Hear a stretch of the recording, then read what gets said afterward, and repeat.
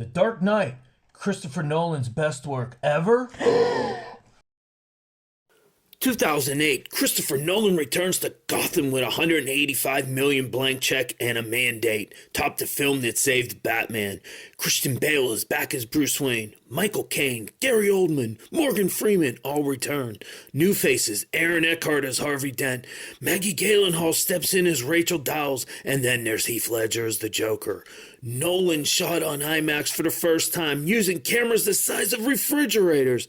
Production spanned 3 locations, Hong Kong, Chicago for the second time, and in my hometown of Pittsburgh, Pennsylvania. When it opened July 18th, 2008, The Dark Knight shattered records, $158 million on its opening weekend. It became the first superhero film to cross $1 billion worldwide. At the Academy Awards, it earned 8 nominations and won 2, Best Sound Editing and Best Supporting Actor for Heath Ledger.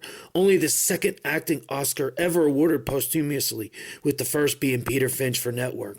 Critics called it a crime epic disguised as a comic book movie. Audiences called it unforgettable and the best Batman ever. This is the story of the film that changed Hollywood, The Dark Knight. The $250 million improv. The single most iconic moment in the film, the Joker's magic trick, where he makes the pencil disappear, was completely unscripted. Heath Ledger was supposed to do something else, but during the first take, he grabbed the pencil, slammed it into the table, and growled, "Ta-da!" Christopher Nolan loved it so much, he wrote the scene around that one improvised beat. The guy standing next to him, his terrified reaction is 100% real. Wow. The IMAX camera that almost killed a cop. Nolan used massive IMAX cameras weighing over 200 pounds for the key scenes. The first time a major studio film did that. During the semi-truck flip sequence in Chicago, one of those cameras was mounted on a police car that was supposed to be destroyed.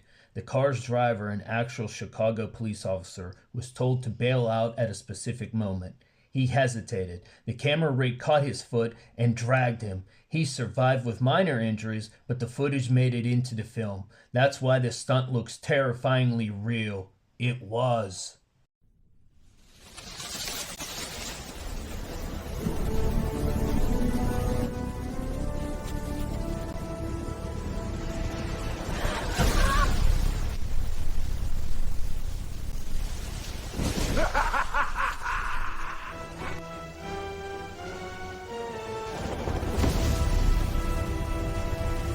Production mayhem. The truck flip was a one-shot wonder. The 18-wheeler barrel roll sequence was built as a single practical stunt on Lower Walker Drive in Chicago. They had one chance to get it right. The explosion was triggered by a 70-foot pneumatic piston hidden under the street. If it failed, they would have to rebuild the entire rig for another $1 million. It worked on the first take, and Nolan cried happy tears. I would too. No CGI skyscrapers. When Batman leaps from the Hong Kong skyscraper, Nolan actually flew to Hong Kong, found a real building under construction, and had his team dress it up to look like Lau's office. The wingsuit glide, Bale's stunt double, Buster Reeves performed it with a real rig, flying a mile between 2 skyscrapers. Local authorities were not amused. I bet. The Batpod's birth. The Batpod, the motorcycle that erupts from the tumbler, was designed first as a physical vehicle. Nolan insisted it be rideable. The original designer, Nathan Crowley, built it a working prototype in his garage using 2 go-kart engines welded together. It had no suspension, so test riders often got thrown off. The final version used in the film had a top speed at 110 miles per hour and was ridden by Jean-Pierre Gouy, a French stunt champion. This week on Happy Serendipity. What if Gen Z's loneliness isn't just phones, but the places where we used to gather have vanished? Let's find out together on Happy Serendipity Podcast, Episode 11, Thursday at 1 p.m. Eastern Standard Time on Spotify and Amazon. Find me on HSerendipityPod on X. Casting secrets. Maggie Gyllenhaal, correct? I think Gyllenhaal. Was an emergency replacement. Katie Holmes dropped out just weeks before filming due to scheduling conflicts and reportedly Tom Cruise influence.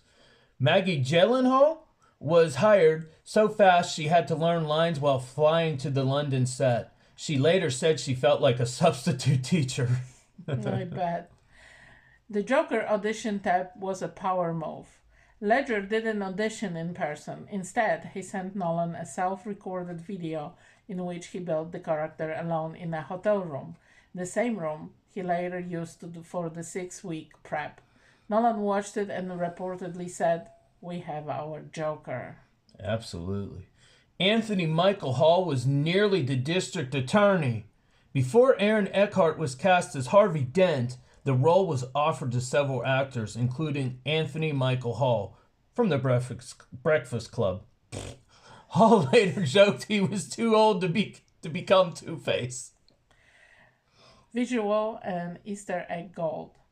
The Joker's magic trick didn't end in theaters.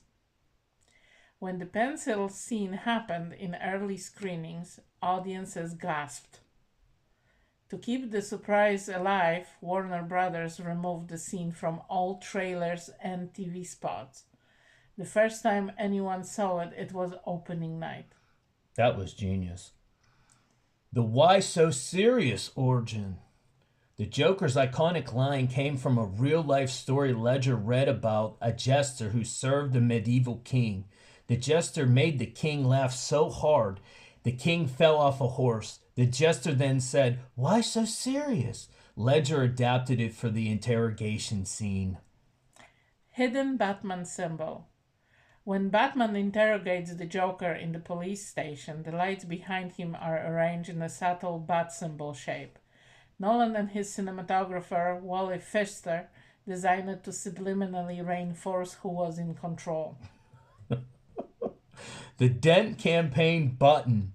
Harvey Dent's campaign slogan, "I believe in Harvey Dent," was printed on 10,000 real buttons and handed out to extras during the Dent for DA rally. Many attendees kept them, and some still appear to this day on eBay. Now it's time for the roast it or toast it part of Quip Quest Deep Dive.